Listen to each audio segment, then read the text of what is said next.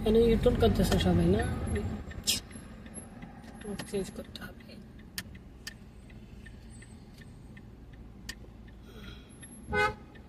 যা যা রহ রহ রহ তাই রহ لما أبغى خلاص روح روح انقلع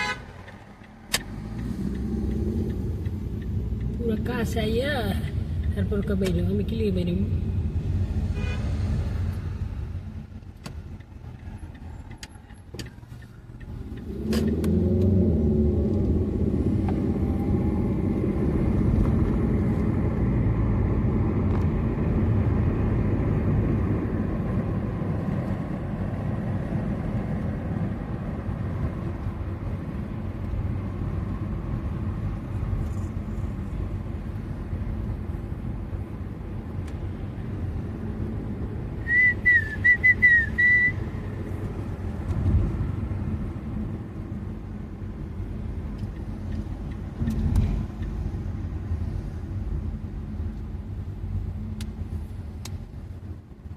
আর ওই গাড়িটা ছিল BMW, মনে হয় X5, মনে হয় BMW X5। একবারে আমার গাড়ির কাছেই আমার কইতেছে যে যা এবার। আমি এখন যদি যাই বাইচান্স একটু গাড়িতে একটু স্ক্র্যাচ লাগে যায়, মানে একটু বসা খাইলে জরিমানা আমি হের গাড়িতে দিতে হইব। কি দরকার আছে, তারা ওর দরকার নেই। এই যে হেরা কি মাখামাখি করে যায়।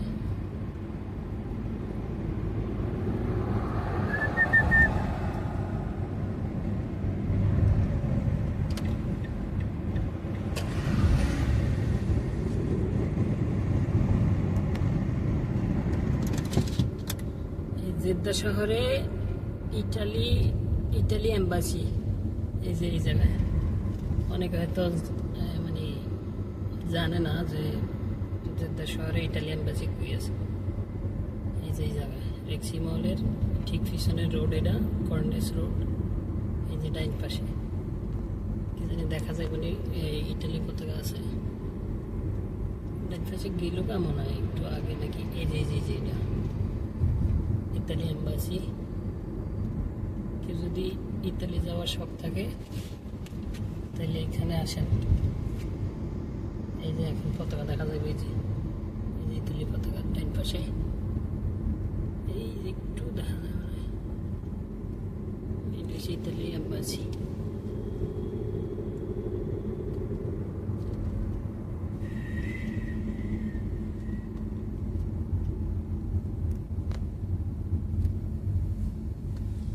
প্রচুর জ্যাম রাস্তা আজকে, শুক্রবার তো।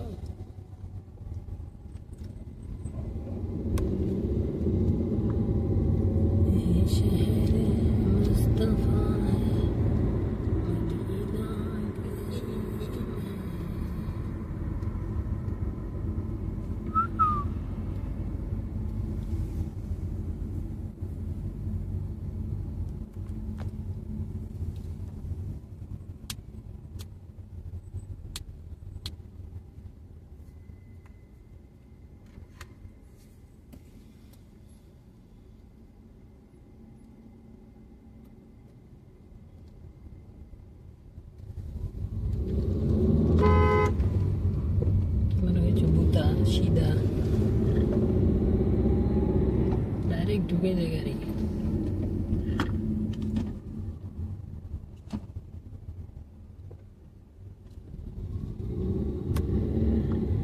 যে দেশে কি সুন্দর ট্রাফিক পুলিশ প্রতি রাস্তার পাশাপাশি সুন্দরভাবে বসে রয়েছে। মানে কারো কোনো হেল্প দরকার, কারো কোনো সমস্যা হয়েছে, কোনো গাড়ি বন্ধ হয়ে গেছে, তাড়াতাড়ি রাস্তার পাশে লই যাই, হ্যাঁ যতটুকু সম্ভব তার হেল্প করব। হ্যাঁ কি সুন্দর বসে রয়েছে রাস্তার পাশাপাশি বিভিন্ন জায়গায় ট্রাফিক। কিন্তু আমাকে বাংলাদেশে ট্রাফিক বসলে ড্রাইভারের উল্টা ডরায় যে ট্রাফিকে তো এখন সামনে ট্রাফিক আছে, বাবুরে দইলে টাকা দিতে হইব, মামলা করবে, ইয়েছে। এই একটা সমস্যা বাংলাদেশে। ট্রাফিকরা কই পাবলিকের হেল্প করবে, উল্টা আরো টাকা খায়। এই দেশে কোনো টাকা খাওয়ার সিস্টেম নেই। কোনো সমস্যা হয়েছে, রং পার্কিং করছো, হ্যাঁ শুধু নাম্বার প্লেটের ছবিটা উড়ে লইছে বসে। তোমার জরিমানা তোমার মোবাইলে চলে আসবে, যার নামে গাড়ি। আর বাংলাদেশে এসে 500, 1000, এমন শুধু গাড়ির কাগজ লয়ে চলে যায়। হ্যাঁ, গাড়ির হয় ইয়ে লয়ে যাবো, রোড পারমিট লয়ে যাবো, নাইলে ইন্স্যুরেন্সের কাগজ লয়ে যাবো। হ্যাঁ, তাহলে গাড়ির সব কাগজ লয়ে যাবো। আরে কারণ কি, তুমি টাকা জমা দিবা, তারপর গাড়ির কাগজ আনবা। কি অবস্থা! এই দেশে 4-5 লাখ টাকার যদিও জরিমানা খায়, গাড়ির কিছু নিব না। বাস গাড়ির মালিকের নামে জরিমানাটা মোবাইলে চলে আসবে অটোমেটিক। আমাদের দেশে কাগজ লয়ে চলে যায়। ঢাকা শহরে কি সুন্দর সিস্টেম। আবার কিভাবে কাগজ পাওয়া যাবে, ওই টাকা কি একটা মাধ্যমে জানি টাকা পে করতে হয়, ভুলিয়ে তো গেলাম। মানে টাকা পে করার পরে মোবাইলে আসবো, এই সুন্দরবন কুরিয়ার সার্ভিসে আপনার কাগজ আসবে। আপনি যান এবার সুন্দরবন কুরিয়ার সার্ভিসে, একদিন আপনি ওইখানে যে শুই থাকেন সিরিয়ালে, তারপরে আপনার কাগজ পাইবেন। এই অবস্থা। সৌদি আরবে কোনো ঝামেলা নাই। গাড়ির কাগজ একটা বাংলাদেশে বিআইপি যে ড্রাইভিং লাইসেন্সের কার্ডগুলা একবার ওই রকম বিআইপি কোয়ালিটির গাড়ির কাগজের ইস্তেমাল, মানে কার্ড, গাড়ির কাগজ হ্যাঁ বানানো থাকে। একবার বানাইছেন শেষ, যা কিছু আপডেট হইব সব মোবাইলে, কার্ডের জায়গায় পড়ে থাকবে। শুধুমাত্র মালিক টালিক চেঞ্জ হইলে কার্ডটা হয়তো চেঞ্জ হয়, যে মালিকের অরিজিনাল নাম বসে। এছাড়া কোনো কার্ডের কোনো দরকার নেই। মানে কার্ড বলতে কি, গাড়ির কাগজ। আমাদের দেশে ওই 6-7টা গাড়ির কাগজ থাকে, একটা অমুকের, একটা তমুকের, একটা রোড পারমিট, একটা হয়েছে কি ইন্স্যুরেন্সের, আরেকটা ওইটা। কি অবস্থা! ছোট্ট একটা লাইসেন্সের মতো, লাইসেন্স বা বাংলাদেশ যেমন voter ID, digital voter ID কার্ডের মতো ছোট্ট একটা কার্ড থাকে, ওই কার্ডেই সব। হ্যাঁ, বছরে তোমার কার্ড যখন মানে রিনিউ করাইতে হয়, রিনিউ করার জন্য মোবাইলে সব কিছু, যে গাড়ির ওনার সে তার মোবাইলে কার্ড রিনিউ করবে, মানে কাগজ রিনিউ করবে, শেষ। আর আমাদের দেশে অমুক দালাল খোঁজো, বিআরটি অফিসে যাও। বিআরটি অফিসে গেলে এই সাধারণ জনগণের কোনো কাজ করে দেয় না। হ্যাঁ, দালাল একদিন ধরবা 10,000 টাকা খাওয়াইবা, হ্যাঁ 1 সপ্তাহের ভিতরে করে এনে দিতেছে। কি অবস্থা! আর এগুলা বলতে একটা কথা মনে হইলো কি, বাংলাদেশে আমার যখন ড্রাইভিং লাইসেন্স বানাইছি 2015-তে, মানে সে আমগো এলাকার পরিচিত। হ্যাঁ, আমগো এলাকার পরিচিত। আমি যে ওস্তাদের মাধ্যমে ড্রাইভিং শিখছি, এর মাধ্যমে হ্যাগো পরিচিত, হ্যাগো গাড়ির কাগজে সবসময় বানায়। নামটাও তো মনে হয় আবার ভুলিয়ে গেলাম, এদের বাড়ি করে দেব করা।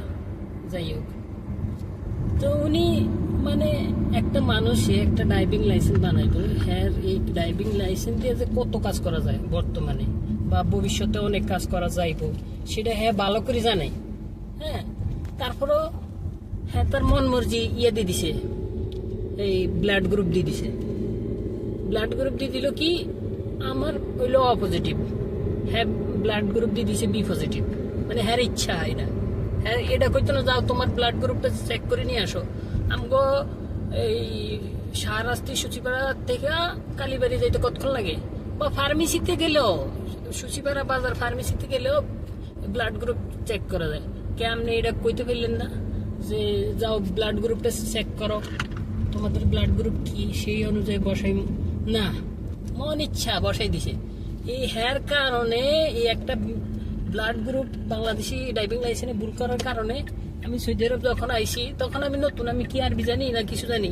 আমার মালিক কয় তোর আগের লাইসেন্স কই, ওই লাইসেন্স দে, ওইটা দেখি তোর এই দেশে লাইসেন্স বানাইব। তখন তো আমি কইতে পারি না যে আমার ব্লাড গ্রুপ তো এনে ভুল আছে।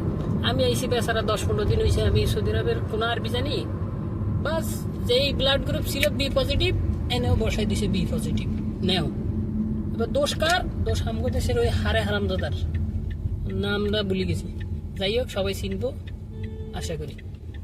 এই অবস্থা, তা আপনার ইচ্ছা মতো আপনি বসে দিচ্ছেন, ওই গেল যাক, সেটা গেল, সেটাও মানে নিলাম ব্লাড গ্রুপ আপনি ভুল দিছেন কে আমনে আমার নাম হইছে RAJU রাজু আপনি আমার নাম বলে দিছেন ROJU হইছে রাজু হইছে না রজু হয়ে গেছে তা আপনার ইচ্ছা মতো এটা কি ভোটার আইডি কার্ড যে ভোটার আইডি কার্ড হেরা হাজার হাজার লক্ষ লক্ষ মানুষের কার্ড বানাইতে যায় ভুলে গেছে বা ভুলে একটা অক্ষর ভুল হয়ে গেছে কি আপনার মেয়ে 10,000 টাকা দিলাম 10,000 টাকা দিয়ে আপনার থেকে এই লাইসেন্স বানাইলাম হ্যাঁ 10,000 টাকা খাওয়াই আপনি যদি লাইসেন্স বানাইলাম তো আপনি এই 2-3 জনের লাইসেন্সের মধ্যে আপনি একটা নাম কেমনে ভুল করেন আপনার ভুলের কারণে এই একটা অক্ষরের কারণে আমি সৌদি আরব আসার সময় আমার এই যে বাংলাদেশ জাঙ্গো মাধ্যমে আইছিলাম এই অফিসের মাধ্যমে আইছিলাম হেরা এজেন্সি যে অফিস না এজেন্সি কয় কি জানি মানে যারা সবকিছু প্রিন্ট আউট করে এই যে ভিসার সবকিছু হেরা আমারে কইতেছে তোমার ড্রাইভিং লাইসেন্সের সাথে পাসপোর্টের নাম মিল নাই এখন কি করতে হবে এখন তোমার এই মিল না থাকার কারণে তোমার দচ্ছে বাংলাদেশ এম্বাসিতে তোমার এটা নিতেছে না এটা সত্য মিথ্যা হেরা জানে কিন্তু হেরা তো সূত্র তো পাইছে টাকা খাওয়ার সূত্র তো পাই গেল যেন থেকে টাকা খাওয়া যাইব তো হ্যাঁ কইতেছে বাংলাদেশ এম্বাসিতে তোমার এই নাম ভুলের কারণে নিতেছে না তোমার পাসপোর্ট হ্যাঁ মানে তোমার পাসপোর্টের সাথে তোমার এই ড্রাইভিং লাইসেন্স মিল নেই কারণ তুমি ড্রাইভিং বিষয়ে যাইতেছো তোমার ড্রাইভিং লাইসেন্স শো করতে হবে এখন তোমার নামের সাথে মিল নেই এখন কি করা যায় এখন ড্রাইভিং লাইসেন্স নতুন করে বানাইতে হবে আমগো বাংলাদেশে